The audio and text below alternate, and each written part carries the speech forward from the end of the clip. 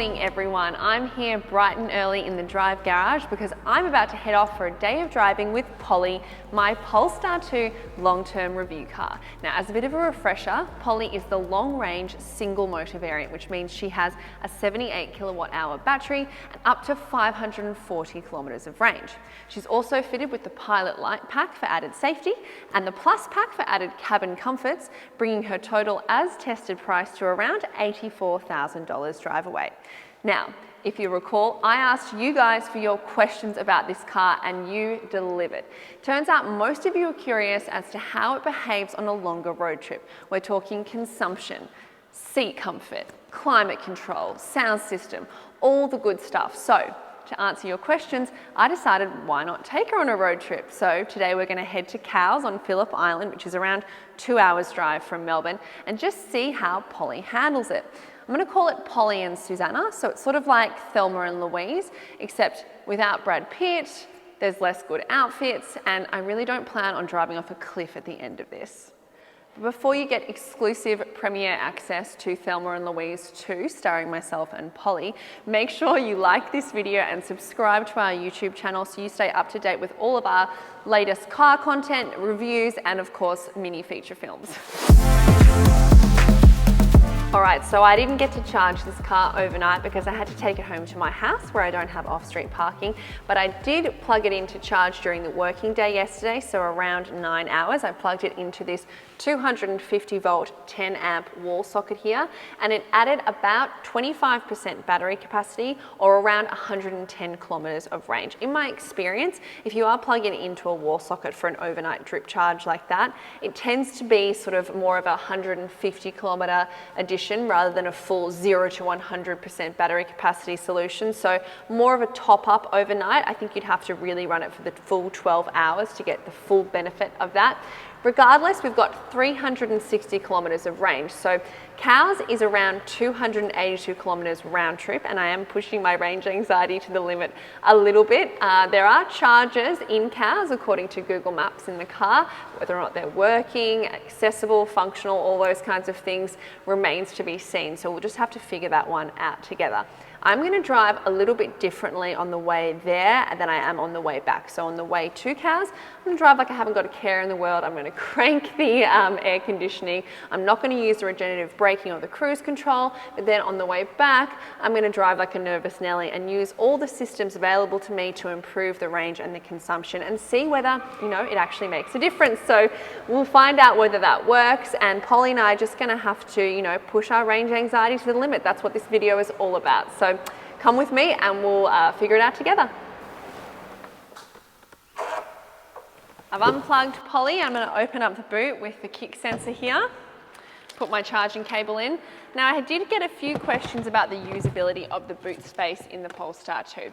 And I will say that it's fairly good provided you don't have too much stuff. And what I mean by that is last week I took my family down the Great Ocean Road for a little bit of a road trip, and we managed to fit in a fair amount of firewood, 3 overnight bags, a pram, and a supermarket shop, although some of the supermarket shopping bags had to go into the back seat because we did run out of space. So it's a fairly usable space if you're willing to get a little bit creative with how you pack it. So if you had more family members, more luggage, for example, the family dog, you might struggle. And even though it's kind of wide and fairly deep, it's lacking in height. So if you have a big suitcase on its side, or if you had a sort of taller object to pack as well, I think you'd find it a little bit tricky. It's definitely more of a sedan boot than it is an SUV boot because, well, this is a sedan obviously. So don't come into this thinking you're gonna have heaps of room to play with. Just come in with, lowered expectations. Now, since the last time I reset my trip computer, I've driven 357 kilometers. Now, over that period of time, I have averaged 16.4 kilowatt hours per 100 kilometers of energy consumption. And that's actually pretty good given Polestar advertises between 17 and 18 kilowatt hours per 100 kilometers for this car. So I'm actually getting below that, which is pretty good. But I'm going to reset my trip computer now so we can get a really nice picture of what consumption is like, and we can start afresh. Hey Google, direct me to Cowes, Victoria. Navigating to Cowes. So according to this, we should arrive in approximately, well, roughly 2 hours from now. And when we get there, we'll have 47% battery charge, and it is a 141 kilometer journey. We currently have 360 kilometers of range. I'll allow you to do the maths, but basically, I think we're going to be fine. We're going to make it with room to spare.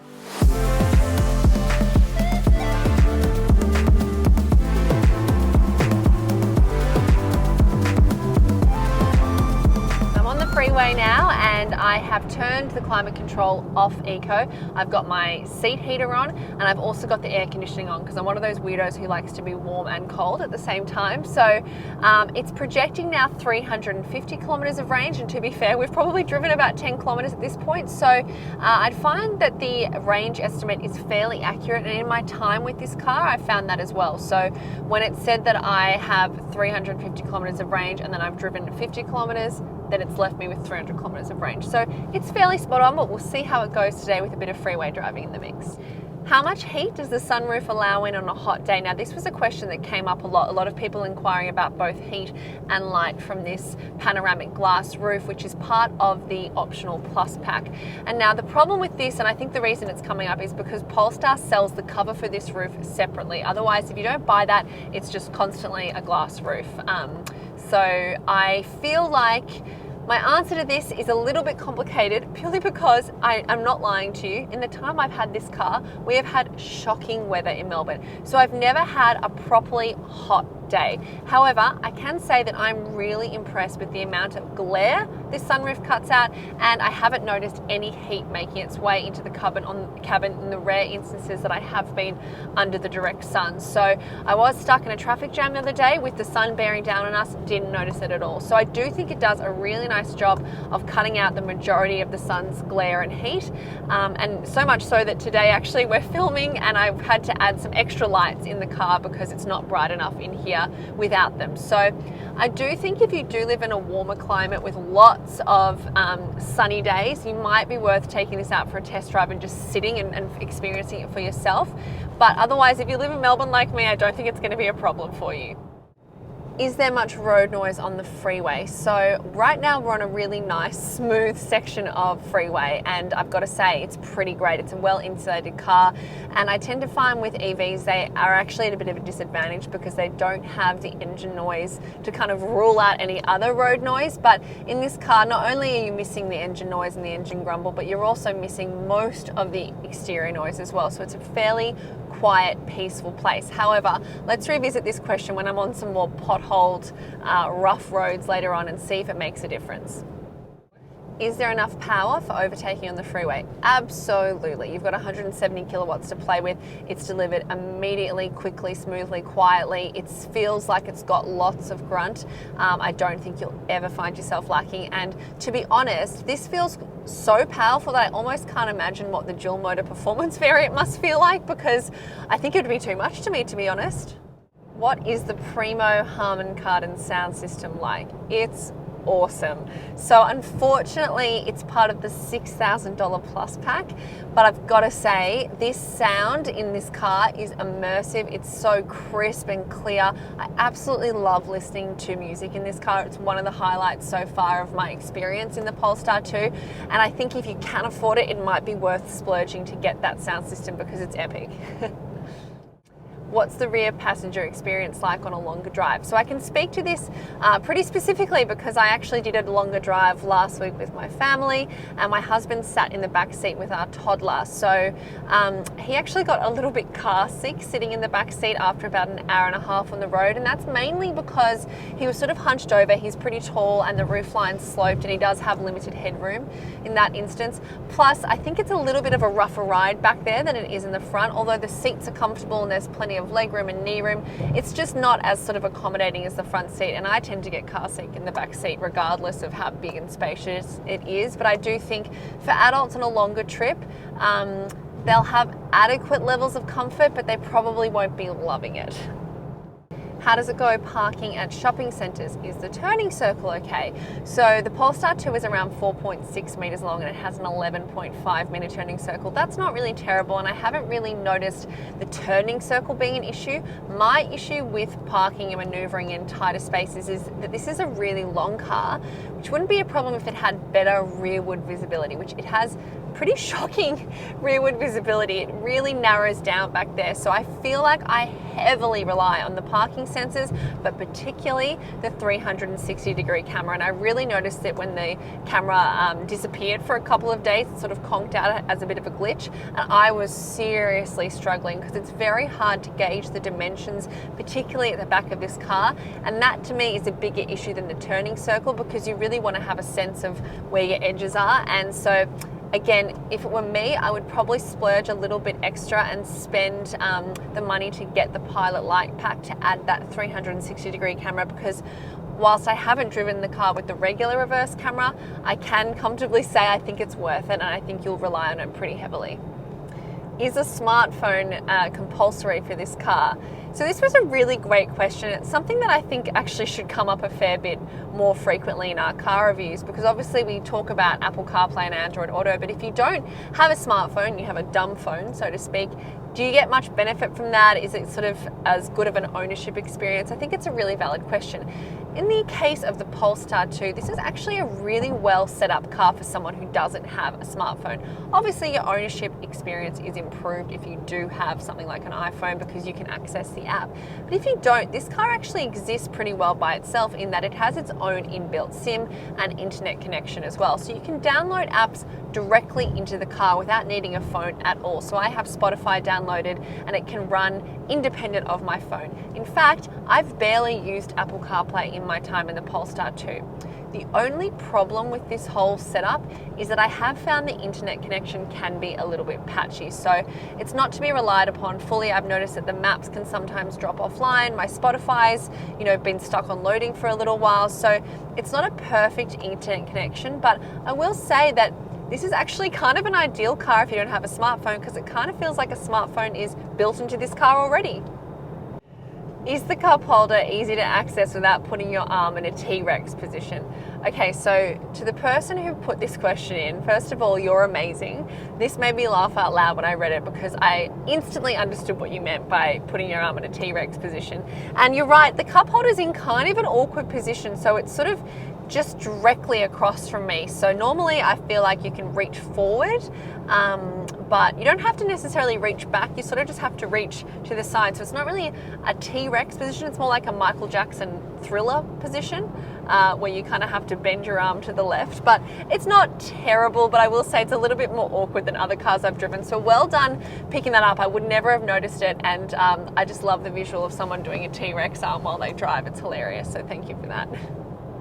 How intrusive are the safety systems, and do they misbehave on occasion?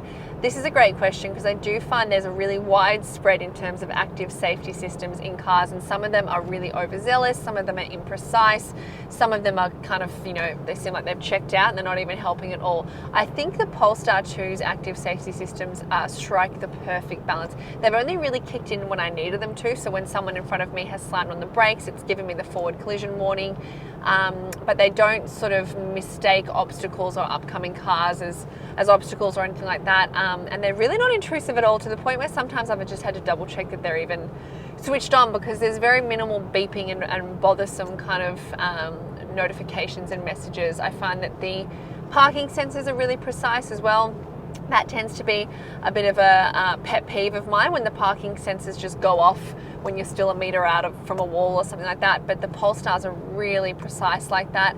And for the most part, they are really an assist rather than a kind of controlling overlord that makes you feel really conscious and on edge the entire time. So I think that's the perfect place to be. Obviously, we've got the Pilot Light pack fitted to this car, which adds a fair amount of extra added safety tech, and including active cruise control with pilot assist too. So that not only keeps your set speed, keeps the distance from the car in front, slows down if the car in front slows down, but it also does the steering for you. And it's a really nice, subtle but effective system. So the steering wheel will nudge you back in and it will sound a little beeping noise, but it doesn't sort of overcorrect or steer you off the road or do anything like that. So yeah, I think for the most part, I'd say the safety systems in this car are pretty perfect and spot on in that you're aware of them, they work, but they're not overly intrusive. Are there many fast chargers available? So the Polestar 2 can accept a rate of charge of up to 150 kilowatts, which is pretty impressive. But I will say that most of the time, the public DC chargers I come across are more like 50 kilowatts. So in terms of are there many fast chargers available, that's a fairly loaded question, and it's something that's changing pretty much on a weekly basis in Australia.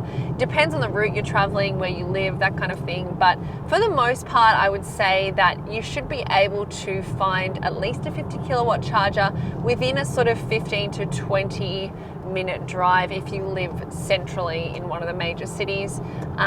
That tends to get worse as you head out regionally.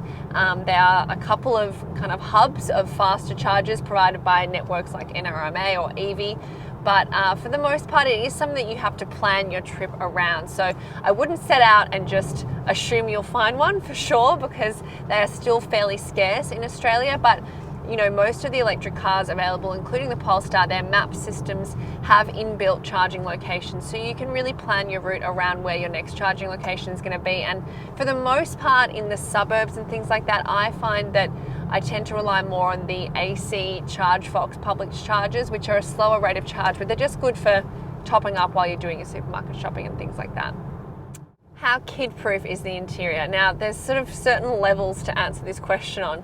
For starters, I would say that if you're loading and unloading a younger child from a child seat, this isn't the ideal car for that, because it is lower to the ground. So it's not an SUV, we've established that already, but I am finding that there's a bit of strain on my back when loading and unloading my toddler. So in that sense, I'd say you'd probably be better off getting a car with a higher ride height, but you probably know that already. It's a fairly obvious thing to note. On top of that, it's sort of, I suppose, a question of how dirty does this car get? And the answer to that is there are certain surfaces in this car that seem to be a magnet for dirt and fingerprints, whether or not you have a kid. So the touchscreen here is just fingerprint central. This finish on the doors here and on the center console and on the dash as well is just, I don't know what it is about it, but it just traps dirt, fingerprints, makeup, smudges. It's really smudge heavy. One thing I will say though is that the WeaveTech seats don't kind of absorb dirt. It can be easily brushed off. So for example, I went to the beach on the weekend with my son. He came back very sandy. His little gumboots were covered in wet sand, and I was able to just brush the seats off really well. So it's not the most perfect car for kids, but it's not terrible either, I suppose, is the right answer.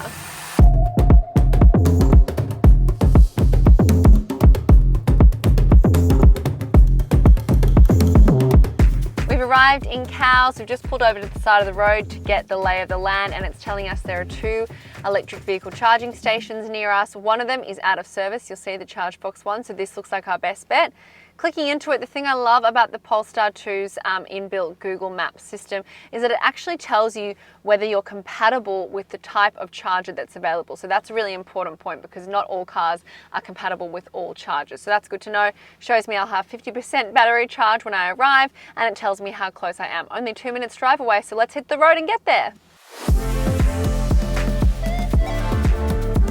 We've made it to our halfway point. This is the electric vehicle charging station in Cowes on Phillip Island. And I've taken some notes down for you on consumption. So I've driven exactly 141 kilometres, and my energy consumption on average has been 16.1 kilowatt hours per 100 kilometres. So that's not too bad. Battery capacity when I left on this trip was 82%. It's now 50%, so bang on halfway. Range when I left, it said we had 360 kilometres. Now it sits at 220 kilometres. So I've driven 141 kilometres and used 140 kilometres of range. So pretty precise. Let's hope it's just as bang on for the trip home. So there's 3 types of chargers available here at this charging station. One is a Tesla destination charger, can't use that. The other is a Type 1 charger, can't use that. The third is a Type 2 charger, which we can use, thankfully. It's rated at 32 amps, so not particularly powerful, but good for a top-up. However, while I am so tempted to plug in and make the most of this charger while I have it, this wouldn't be a real test of my range anxiety if I did that and topped up. So I'm actually going to really attempt to drive home without topping up my charge. So we'll really see how effective and accurate that range estimate is, because I've got 141 kilometers to drive home and 220 kilometers of range left. I'd be lying if I didn't say I was super uncomfortable with this, because it is making me feel a little bit stressed out, but I'm your guinea pig. I'm here to test out how far the Polestar can go on a single charge. So that's what I'm going to do today, and just, cross all your fingers and toes for me, please. You'll remember that at the start of this video, I said I would drive quite differently on the way home than I drive on the way up here. And I'm going to follow through with that because I am a little bit nervous about my range. So I'm going to do everything I can to extend that range and get the most out of it as possible. So one pedal drive will be on. I'll make sure I use the cruise control, and no air conditioning for me, unfortunately. Now, I'd love to stick around and soak up everything Phillip Island has to offer, but unfortunately this is not an episode of Getaway, and I have to make it back in time for a 5:30 childcare pickup, so we've got to hit the road and get out of here.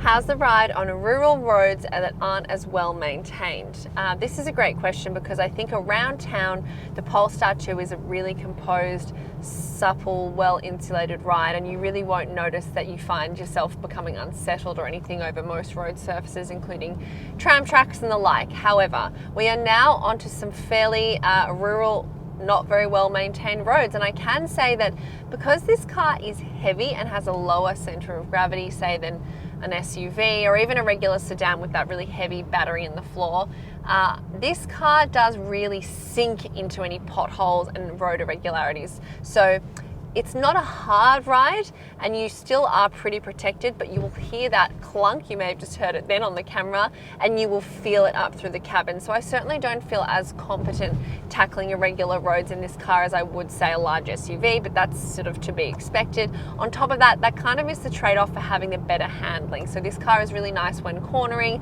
It doesn't kind of throw itself off balance, and it feels a little bit more on the sporty side. So I suppose you have to weigh up, what you'd like. And if you are tackling rural roads fairly regularly, just know that this isn't the perfect car to do that in, but it's certainly a good stopgap solution. It will handle it for shorter periods of time, and if you're not doing it regularly, you'll be fine. Are the seats comfortable on longer drives, and are massage seats available? Okay, so the seats are comfortable, yes. I find that I don't love the sloping headrests that kind of slope forward, because I find it means that I kind of push my head forward to compensate for that angle there. But otherwise, they're supportive, they feel comfortable. I will say that the fabric doesn't breathe that well, and it is a little bit scratchy if you've got bare legs, so that possibly would get quite annoying on a really hot day. Sadly, we haven't had a hot day in Melbourne for me to actually test that theory, but I do have the seat heaters on right now. The electric adjustment's really handy for getting my perfect position. I think for the most part they're really comfortable. In the back as well, it's quite a deep seat too, so you can really sit back and lounge and feel quite comfortable as well. So yeah, I'd say that they're comfortable on longer drives. No, massage seats are not available, sadly. What a tragedy. And maybe it's the fabric that could do with a little bit of work, because it's scratchy and not as breathable as, say, like a leather. What is the Regen braking like in practice, and how does it work with the cruise control? Really fantastic question. So on the Polestar, you can set the one pedal drive experience to be off, low, or standard, and standard's obviously where you get the full effect of the regenerative braking. And I would say that around town this works really well once you're used to it. Obviously, you don't even need to use the brakes, and in stop-start traffic it's really handy. At freeway speeds it becomes a little bit less user-friendly, in that obviously if you want to coast for a little bit and take your foot off the accelerator, it just slows down really dramatically, which is not ideal when you're traveling at speeds of 80 kilometers or more. However, it does does work really well with the cruise control. I was quite surprised because once you have the cruise control running, if you decide you want to turn it off and you've also got the one pedal drive set to standard, it won't slow the car dramatically like I thought it might. It actually gives you a little bit of a grace period and it coasts for a little bit before it slows down. So it's very easy to switch off the cruise and hand over to the throttle as well. So all in all, I'd say definitely an around town solution more than it is a freeway solution, but works really well with active cruise control. How's the active cruise control to use? Super simple. It's all managed out of the left-hand side of the steering wheel controls. It's one button push to turn it on. Then you can increase and decrease the speed, the distance from the car in front. And if you push the button arrow to the right, that activates the pilot assist as well, which does all the steering for you. Very straightforward. This car has the pilot light pack fitted, obviously, so as well as active cruise, you get pilot assist too, which does all the steering for you. That's a really effective system. It keeps you nice and centered in your lane, keeps you from veering out as well, keeps the distance from the car in front, and it has speed limit awareness too. So it's a really nice, not hands off the wheel solution, because you should never take your hands off the wheel, but it does allow you for sort of extra ease on longer drives. How's the usability of the climate control and infotainment systems on the move? So I find that with this nice big central touchscreen, it's obviously quite easy to look at, but I do find that it's a little bit distracting in the menu options as well. Some of the menu options are a bit smaller. Plus, the climate controls kind of disappear depending on what menu screen you're on. So I find I have to toggle through a few different views to get to the controls that I want. So in answer to that, I always prefer physical buttons. I just think they're much more straightforward. And I do think that a touchscreen like this is kind of like looking at a phone while you're driving. So I do feel like it's a bit distracting and not a perfect solution. I think with more and more time with the car, you'd be more on autopilot and you know what you're looking for. But I do find that I have to take my eyes off the road a little bit, which I don't love, in order to access things like the one pedal drive setting or the Google Maps as well. What are the issues with the Google ecosystem? For the most part, the Google ecosystem is quite intuitive to me because I have an iPhone, but I use things like Google Maps. So I find it's pretty straightforward to use and the functionality is great. However, the one thing I don't love is the Google Voice Assistant. For me, she's not as precise as Siri in terms of taking instructions, particularly when I ask her to call someone in my phone contacts. So I've had many occasions where I've asked her to call someone and she's called the entirely wrong person, and it's been very humiliating for me. So that would be my main complaint, but otherwise it's pretty easy to use.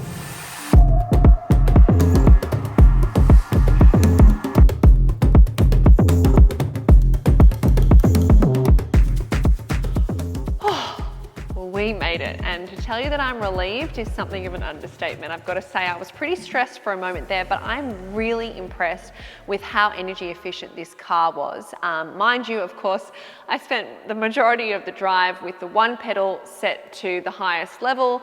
I had active cruise on whenever I could. I didn't use any climate control, so it got really, really hot and sweaty in there for a little bit. But I've got to say, I'm impressed to arrive back with still 85 kilometers of range after traveling 150 kilometers. So the car actually predicted we'd have 70 kilometers when we got back, but we did better than that. So I'm pretty happy with that. Still, doing all of those things, not even using aircon, it only shaved 1 kilowatt hour off our average consumption. So on the way there, driving like I stole it, it was 16.1 kilowatt hours per 100 kilometers. On the way back, doing all the right things, being very well behaved, it was 15 kilowatt hours per 100 kilometers. If I'd known that, probably would have let myself have a little bit of aircon. Now, my time with this car isn't yet over. I've still got some good memories to make with Polly, but I do have some closing thoughts to offer. Now, as an EV, the Polestar 2 is a really enticing proposition. I found it to be very energy efficient. That massive range, up to 540 kilometers, is more than enough. I've probably only seen at most 480 kilometers on around a 90-ish% charge, but still that has served me incredibly well for very much my daily driving activities and of course today's trip. So it covered that very easily. It's also just a really seamless and intuitive electric drive process. So it really makes things easy in terms of the one pedal driving. It has the range assistant as well. It's just really obvious and straightforward if you're new to EVs. So I think it's a really nice entry into this very exciting world. Now, As a daily driver, I also think this car is fantastic. It rides really well on city roads, it's comfortable, it's quiet, it's peaceful. Once you head out to rural roads and things like that, it is a little bit of a kind of rougher ride in the sense that it really sinks into potholes and can kind of be a little bit clunky on sort of unfinished roads. Plus, the backseat experience for the passengers isn't ideal. It's much better to be up front.